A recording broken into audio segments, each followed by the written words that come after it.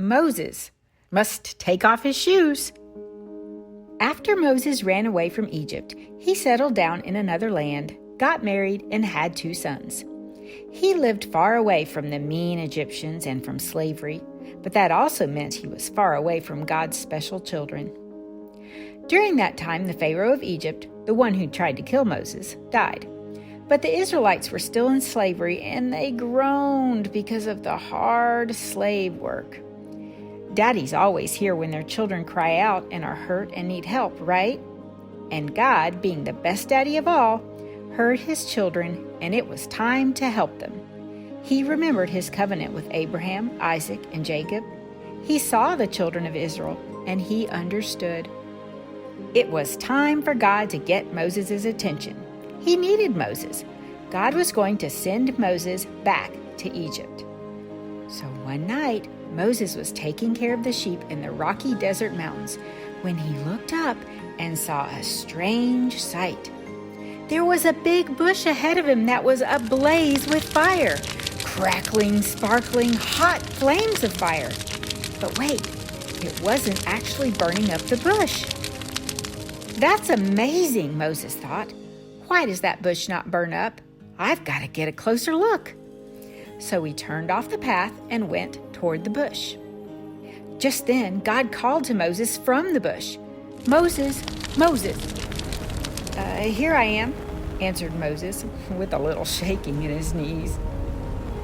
"Do not come any closer," God commanded, "and take off your shoes, because you are standing on holy ground." So Moses obeyed and took off his shoes. Why would God want Moses to take off his shoes?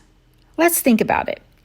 When you wear shoes, it's easy to just tromp on things without thinking about what you're stepping on, isn't it? You don't have to pay attention and you don't have to care because your feet are protected by your shoes. You could be stepping on a delicate flower or a pokey thorn, and you wouldn't be able to feel the difference. You wouldn't even notice.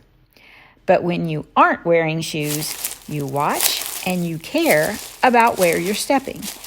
It wasn't enough for Moses to just be curious about God's fire and go exploring wherever he felt like going.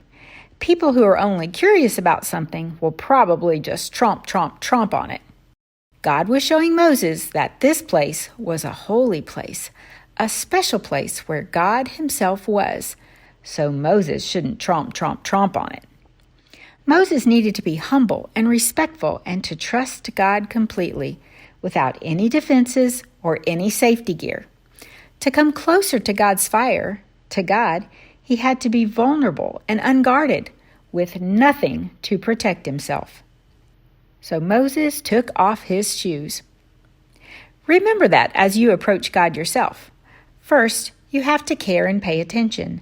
Then, you have to be willing to come to God with no protection, no defenses, no safety gear, no safety first, just complete trust. Take off your shoes. As Moses looked into the bright, crackling flames, God explained to Moses, "I am the God of your father, the God of Abraham, the God of Isaac, and the God of Jacob." Moses was terrified to be looking at God. He hid his face.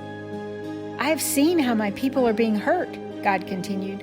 "I have heard their cries, and I know why they are sad.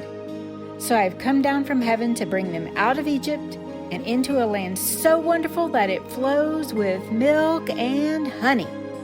That sounds yummy, doesn't it? Finally, God gave Moses the big news. "Now go, Moses. I have chosen you. I am sending you to get my people out of Egypt." Moses swallowed hard. Go back to Egypt and lead God's children out? Me? How's that gonna work? He wondered.